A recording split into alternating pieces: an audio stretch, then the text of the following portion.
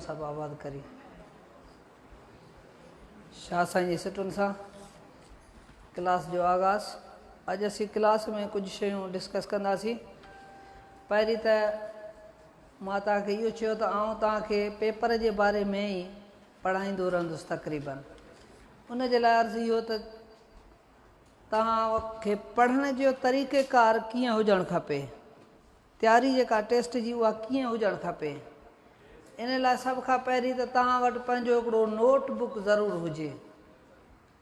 यकीनन तव्हां वटि हूंदो, मौजूदु आहे? जंहिं वटि आहे उहो मथे करे मां ॾिसां।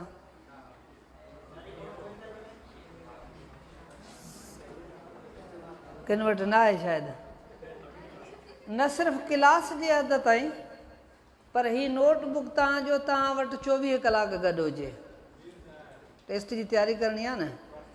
तव्हां इहो न सम्झिजो त जेको असीं 2 कलाक हिते अची सिखी वियासीं, पढ़ी वियासीं, हाणे असांजी टेस्ट में जेको सो 80-90% मार्कूं ईंदियूं। सिर्फ़ु इन ते न थींदियूं। इन ख़ुशफ़हमीअ में केर बि न रहे। छो त मूं जीअं तव्हांखे अॻे क्लास में ॿुधायो न, टेस्टुनि जो मुंहिंजो वसी तजुर्बो आहे। एरिया हिकिड़ी ॿुधाईंदा आहिनि त सुवाल वरी ॿिए पासे मां ॾेई छॾींदा आहिनि। इहो कीअं? फ़र्ज़ु कयो जेकॾहिं हुननि अनाउंसमेंट कई आहे, हुननि टारगेट ॾिनो त भई शाह अब्दुल लतीफ़ भिटाई, उन मज़ा कुझु सुवाल ईंदा, त हाणे असीं छा कंदासीं? शाह अब्दुल लतीफ़ भिटाई जे ज़ातियात ते पढ़ंदासीं, सवाइ उमिरि पढ़ंदासीं, ज़ातियात ते पढ़ंदासीं, या हुनजी शाइरीअ ते पढ़ंदासीं, या हुनजे पंहिंजो कमालात ते पढ़ंदासीं, या हुनजे करामात ते पढ़ंदासीं। उहे पढ़ी वियासीं। हुननि वरी सुवाल ई उल्टो ॾेई छॾियो त शाह अब्दुल लतीफ़ भिटाई रहमतुल्लाह अलैह जी घरवारी जो नालो छा हुयो? अहिड़े नमूने सां हू सुवालनि खे मुंझाए करे बि ॾींदा आहिनि। त इन जे करे सिर्फ़ु रुॻो हिन टेस्टुनि ते न भाड़िजे, उन खां अलावा पंहिंजी तयारी बि कजे। जीअं हुननि चयो आहे त टेक्स्ट, हाणे तव्हां सोचियो त टेक्स्ट हुननि कहिड़े क्लास जो चयो आहे?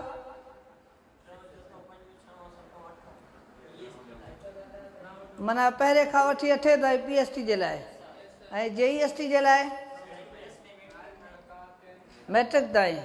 त हाणे PST जी पोस्ट अपग्रेड करे शायदि 14 जी कनि पिया। इहे बि ॻाल्हियूं हलनि पियूं।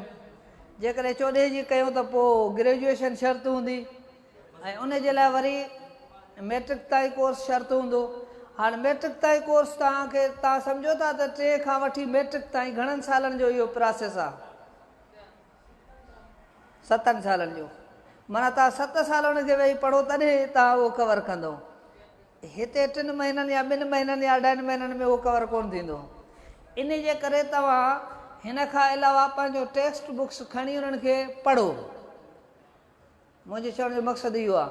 तव्हां टेक्स्ट तव्हांखे मिली वेंदो, सॉफ्ट में बि कापियूं तव्हांखे मिली वेंदियूं, या जेको सो तव्हांखे हार्ड कापियूं कंहिं स्कूल खां वठो, कंहिं तव्हांजे घर जे अंदरि ॿार हूंदा न, स्कूल वेंदा हूंदा, उन्हनि खां वठो, या जेकॾहिं कंहिं दोस्त साथी खां वठी वठो। उन्हनि जी वसी मुतालियो कयो। उन्हनि में जेकॾहिं सबक़ आहिनि, मिसाल सिंधी आहे त उनजा सबक़ वेही पढ़ो, उनजी शाइरी पढ़ो, जेके नज़म जो हिसो आहे उहे नज़म पढ़ो। उन्हनि जा राइटर केरु आहिनि? सबक़ आहे त उहो कंहिं लिखियो, जेकॾहिं पोइम आहे, नज़म आहे त उनजो शाइर केरु आहे? इन्हनि खे ज़हन ते रखो। सबक़ आहे, फ़र्ज़ु कयो शाह अब्दुल लतीफ़ जी ज़िंदगीअ ते आहे, त उन्हनि जूं जेके ख़ासि पॉइंटूं आहिनि, मूं तव्हांखे इन करे चयो त तव्हां वटि पंहिंजो नोटबुक हुजे। तव्हां उनखे पढ़ंदा वञो, ख़ासि पॉइंटूं तव्हां पंहिंजे कापीअ ते नोट कंदा वञो। उन में क्लास बि लिखी छॾियो। फ़र्ज़ु कयो तव्हां 5 क्लास जो टेक्स्ट खयो आहे न सिंधीअ जो, उहो लिखी हिकिड़ो पोर्शन जुदा करे छॾियो हुनजो, 2-4 पेज हुनजे लाइ छॾे ॾियो। 2-2 पेज छॾींदा वञो हिकिड़े सब्जेक्ट जे लाइ, या 4-4 पेज छॾींदा वञो। उन्हनि में उन्हनि सब्जेक्टनि जे हवाले सां जेको कुझु तव्हांखे, जेके शयूं तव्हांखे अचनि उहे तव्हां लिखंदा वञो। फ़र्ज़ु कयो शाह अब्दुल लतीफ़ भिटाई कॾहिं जाओ, इहो तव्हांखे असीं त कोन पढ़ाईंदासीं न। उहो टेक्स्ट तव्हां ॾिसो, उन मां मुतालो करो, उन मां उहे पॉइंटूं लिखंदा वेंदो। लिखण सां छा थींदो? तव्हां पढ़ियो बि सही, उनखे ज़बान ते आंदो माना इहो ॻाल्हायो बि सही, लिखियो हथ सां त इहो अञा तव्हांजे लाइ बहितरु थींदो। ऐं पोइ जॾहिं थोरा ॾींहं टेस्ट में वञी बचनि न, ॿियो कमु छॾे तव्हां रुॻो जेको पॉइंटूं लिखी वरितियूं न पंहिंजे नोटबुक ते, हिकिड़ो रजिस्टर तव्हांजो भरिजी वियो, तव्हां हुनखे वेही भेरो ॾियो। पोइ तव्हांखे उहे शयूं दिमाग़ ते उन टाइम में पेपर वारे टाइम ते बिल्कुलु अची वेंदियूं इज़ीली। जेकॾहिं न त तव्हां पेपर हिननि 2 कलाकनि या अधु कलाक जे पीरियड जे असर ते तव्हां न लॻिजो। हिन जो मक़सदु इहो आहे त तव्हांखे वेह ॿुधाइजे त पेपर कीअं थींदो। साईं तव्हांखे हिसाब सेखारींदो कोन, हिसाबनि जो तरीक़ेकार सेखारींदो। हिकिड़े तरीक़े जो हिकिड़ो हिसाब सेखारींदो, उन तरीक़े जा ॿिया हिसाब वरी तव्हांखे करणा पवंदा आहिनि। छो त स्टूडेंट जेको सिखंदो आहे न, उनखे 80% जेको सो महिनत करणी पवंदी आहे, जेको टीचर पढ़ाईंदो आहे उनखे 20%। इन करे तव्हांखे महिनत करणी पवंदी। तव्हां इन्हनि 2 कलाकनि जे आसिरे न पंहिंजी महिनत जारी रखो। इन्हनि 2 कलाकनि में असां तव्हांखे इहो तरीक़ेकार ॿुधायूं था त कीअं जेको सो पेपर कबो आहे। इहा ॻाल्हि सम्झ में अची वई? इनशाला हाणे तव्हां वटि पंहिंजो रजिस्टर हूंदो, पंहिंजा बुक्स हूंदा, तव्हां उन्हनि खे पिया पढ़ो। हीअ 2 महीना या 3 महीना जेसीं ताईं टेस्ट थिए तेसीं ताईं ॿियनि कमनि खे थोरो साइड में करे छॾींदो न, पोइ इनशाला तव्हांजी टेस्ट क्लियर थी वेंदी। जेकॾहिं मूं वांगुरु सभु कम गॾु हूंदा त पोइ कमु कोन हलंदो। वॾो अलाह अॻे कोन हुजा, उहो त सदाईं वॾो आहे, हर शइ खां वॾो आहे। उहो त असांखे 5 वक़्त मौलवी ॿुधाए थो त अलाहु अकबर अलाहु अकबर। अलाह केतिरो वॾो आहे, सभु शइ खां वॾो आहे, उहा त ख़बर आहे। टेस्ट लाइ तव्हांखे महिनत करणी पवंदी। अॼु जेको मुंहिंजो टॉपिक हुयो, उन मां हिकिड़ो टॉपिक तव्हांजो साईं माशूक अॻे क्लास में तव्हां सां डिस्कस करे चुको आहे, उनखे छॾियूं था। उहो हुयो बीहक जूं निशानियूं। उहे साईं अॻे क्लास में शायदि तव्हां ख़बर थियो। असां वटि टेक्स्ट विरहायल आहे कोन को, उहो जंहिंखे जितां अचे थो न उतां पंहिंजो फेस विरहाईंदो थो वञे। ठीकु आहे न, इहो बि सही आहे। एतिरो टाइम बि कोन्हे को जो वेही असां गॾिजी करे टेक्स्ट विरहाए खणूं आहे। इन सां सिंधी ॿोलीअ में हूंदा आहिनि इश्तिक़ाक़। इहे कुझु साईं डिस्कस बि कया हूंदा तव्हां सां शायदि, हिकिड़े लेक्चर में हुया, पर एतिरो वसी कोन हुया। इश्तिक़ाक़ जो मक़सदु छा आहे?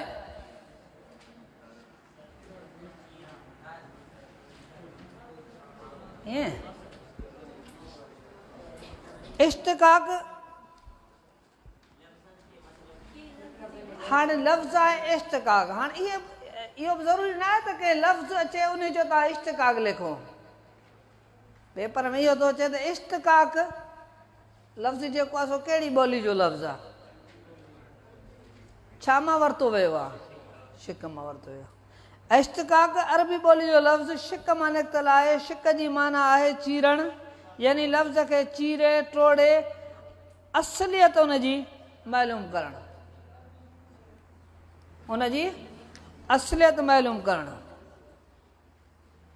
उनजा कुझु मिसाल ॾिसूं।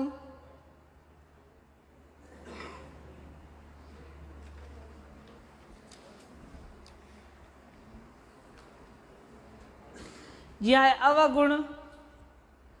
अव माना ख़राब, गुण माना लक्षण, ख़राब लक्षण या ख़राब लक्षण वारो, ईअं खणी चऊंसि। ख़राब लक्षण माना अव ऐं गुण ॿिनि हिकु लफ़्ज़ खे चीरे 2 हिसनि में कयो वियो आहे। आबशार, आब माना पाणी, शार माना वहकिरो, पाणीअ जो वहकिरो। ॿिए बि ईअं को लफ़्ज़ ॾियनि त इन जो इश्तिक़ाक़ छा आहे, सुवालु इहो ईंदो।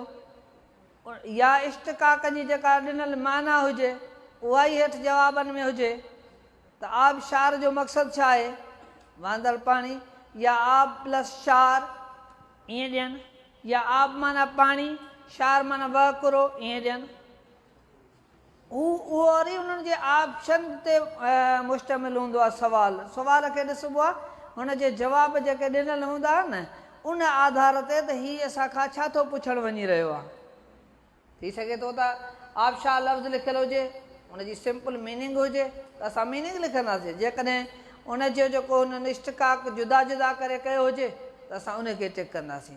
पर इहो बि असांखे ज़हन ते हुजे त रुॻो लफ़्ज़नि जी मीनिंग बि न हूंदी आहे, कंहिं लफ़्ज़ जो इश्तिकाक बि हू पुछी सघनि था। उनखां पोइ आहे इस्तिलाह।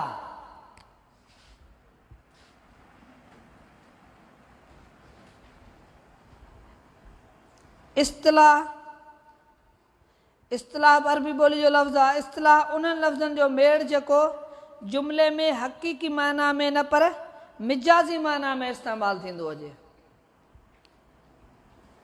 हुनजी वसिफ़ इहा आहे त जॾहिं को बि फ़इल इस्म सां शामिलु थी पंहिंजी हक़ीक़ी माना छॾे मिजाज़ी माना में इस्तेमालु थिए, जीअं उहो अहले ज़बान जी रोज़ानी ॻाल्हि ॿोल हुजे, उनखे चइबो आहे पंहिंजो इस्तिलाह।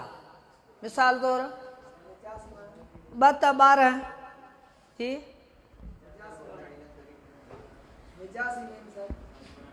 हिकिड़ी असली ॿी नकुली, हक़ीक़ी ऐं मिजाज़ी। जीअं पंहिंजो जिन जो मक़सदु मां तव्हां सम्झी वेंदो न 2 त 12। हाणे उनजी 2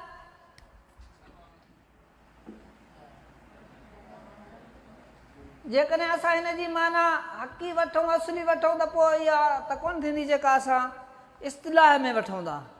2 त 12 जो मक़सदु छा आहे? ॿधीअ में ताक़त आहे। शाबाश।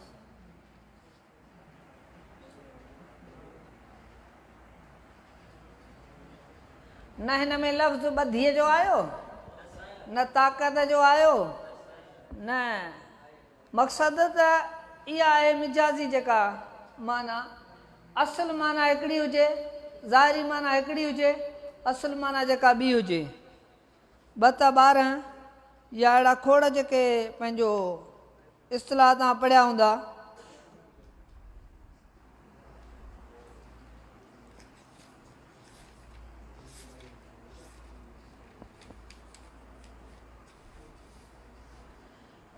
असां जॾहिं टेक्स्ट खणंदासीं न, टेक्स्ट में तव्हां वटि सिंधीअ जे टेक्स्ट में भले पहिरें दर्जे खां वठी शुरू कयो या 3 दर्जे खां वठी करे मैट्रिक ताईं तव्हां टेक्स्ट खणंदो, उन में इस्तिलाह काफ़ी जाइ ते तव्हांखे नज़र ईंदा। कहिड़ी जाइ ते नज़र ईंदा? असांजा जॾहिं सबक़ हूंदा न, सबक़ ख़तमु थींदो आहे त उनजी मश्क करणी हूंदी आहे। उन्हनि मश्कुनि में इहो सुवालु ईंदो आहे त हेठिन इस्तिलाहनि जी माना लिखो ऐं उन्हनि खे पंहिंजे जुमिलनि में कमु आणियो। तव्हां जेकॾहिं इहे किताबुनि वारा इस्तिलाह जेके चंद उहे यादि करे वियो त तव्हांखे ॻाल्हि सम्झ में अची वञे त इस्तिलाह चइबो छा खे आहे।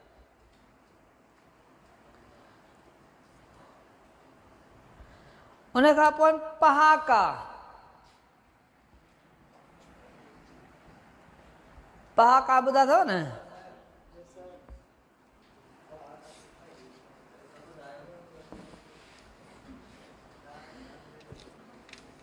सिंधी ॿोलीअ में बेशुमार पहाका आहिनि जेके सदियुनि खां ॿोलीअ में पिया इस्तेमालु थियनि। उहे मुख़्तलिफ़ क़िसनि कहाणियुनि ॾंद कथाउनि ऐं मज़हबी रिवायतुनि मां हक़ीक़तूं हथु करे असांजे सियाणनि सुगड़नि अदीबनि वेही ठाहिया आहिनि। पहाका ॿोलीअ खे सूंहं बख़्शीनि था। उन्हनि मां असांजी तहज़ीब तमदुन जी ख़बर पवे थी। पहाका ॿोलीअ जी शाहूकार हुजण जो दलील आहिनि। पहाको जेको आहे सो ॿोलीअ जे शाहूकार हुजण जो दलील आहे। मौक़े ऐं महल सां मज़मून में इस्तेमालु करण करे तहरीर में जान पैदा थिए थी। पहाके जी लफ़्ज़ी माना बाबति सिंधीअ जे मशहूरु आलिम डॉक्टर मुरलीधर जेटले लिखे थो त सिंधी में हिकु मस्दर आहे पढ़णु। उन जूं मुख्य मानाऊं आहिनि ख़्यालु करणु, फ़ैसिलो करणु, सलाह वठणु या ॾियणु, मिलणु, सोचणु, निबरणु। पह धातुअ में आको पछाड़ी गॾण सां लफ़्ज़ ठहियो आहे। पहाको उन रीति फ़इल धातुअ में आको या को पछाड़ी गॾण सां सिंधीअ में ॿिया बि इस्म ठहबा आहिनि, जीअं मेड़, मेड़ण या मेड़ाको। हाणे पहाका जेके आहिनि से मिसाल तौरु असां वटि सिंधीअ में पहाको आहे न, आई टांडे करण थी वेठी बोरचाणी। हिन पहाके जो मतिलबु आहे त को माण्हू कंहिंजे घर थोरी देरि लाइ अचे, पनाह वठे, पोइ घर जो वरी मालिक बणिजी वञे। उहो की कजे जेको मींहं वसंदे कमु अचे। ईअं बि थी सघे थो उहो की कजे जेको मींहं वसंदे कमु अचे। हाणे इहो इस्तिलाह पहाको आहे, इश्तिकाक आहे, जुमिलो आहे, या कहिड़ी मुसीबत आहे? असां इन जो जवाबु सिलेक्ट कंदासीं त इहो छा आहे, असांजो पहाको आहे। हा हा बिल्कुलु, सिंधीअ में घणा पहाका आहिनि।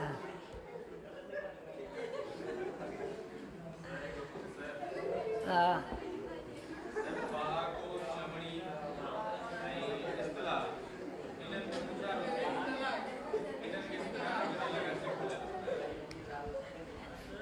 इस्तिलाह इहे सम्झो त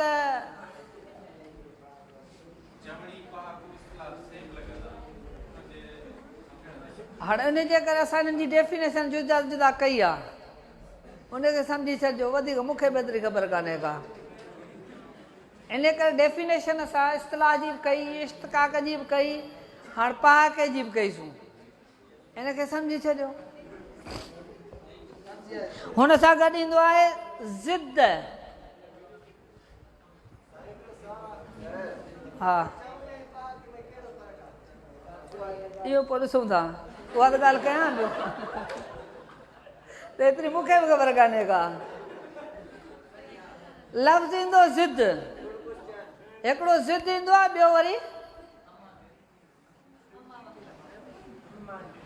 हम आवाज़ ॾेई छॾियो, हम माना वारा लफ़्ज़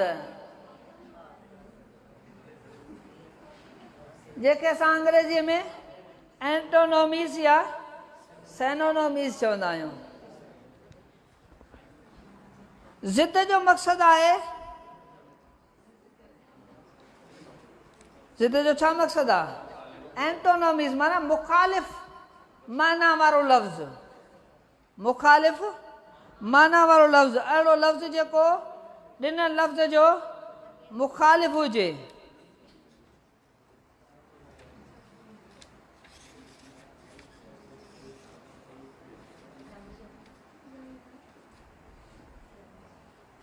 जीअं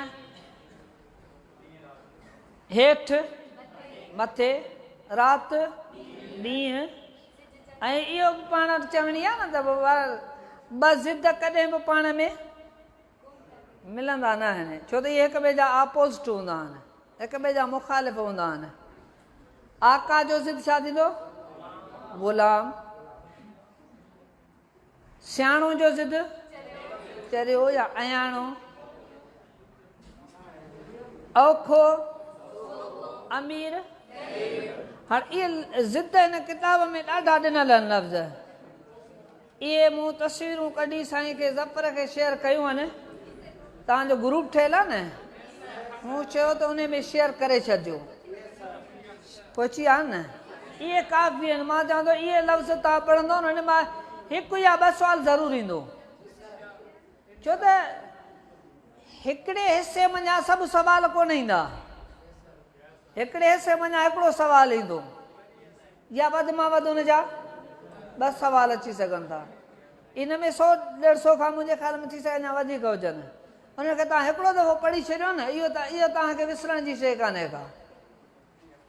ॿियो जेका हम माना वारा लफ़्ज़ आहिनि,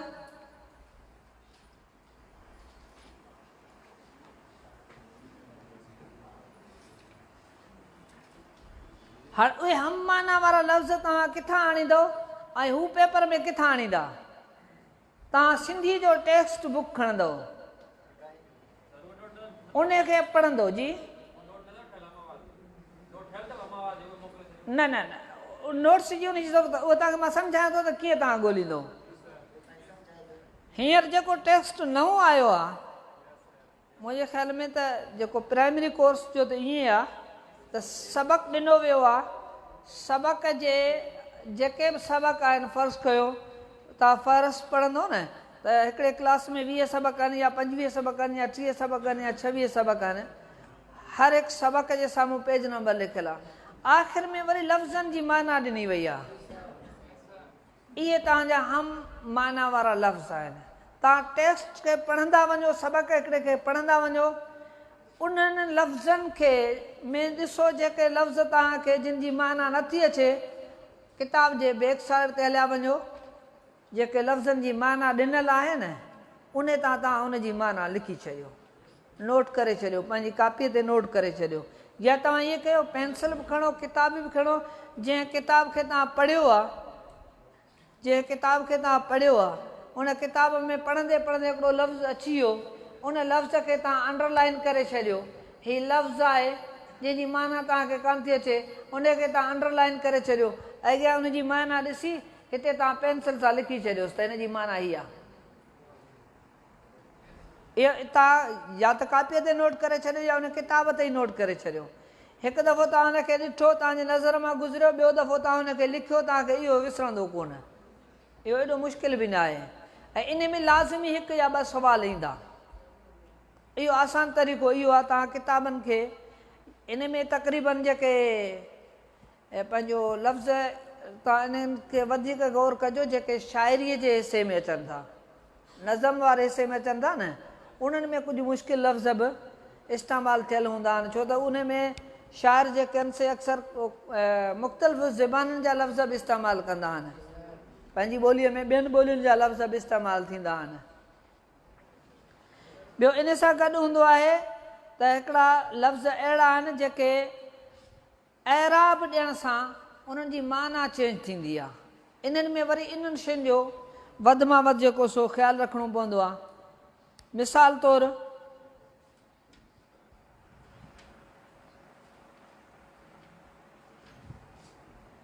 छा थी वियो अन्न हाणे छा थी वियो उन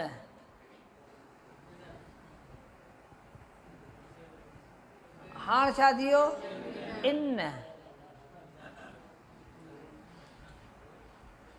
अन्न उन या इन हाणे हिननि जी माना कहिड़ी आहे हाणे लफ़्ज़ जेको ईंदो न हिते असां एराबूं ॾेई छॾियूं आहिनि हुते पेपर में एराबुनि खां सवाइ ईंदो पेपर में एराबुनि खां सवाइ ईंदो हाणे इन जो मक़सदु छा थी वियो हिन इहो ज़मीर आहे ग्रामर में हिन अन्न जेको असीं खाईंदा आहियूं उन जेका पशम हूंदी आहे उनखे उन बि चइबो आहे मुंहिंजे ख़्याल में टाइम ओवर थी वियो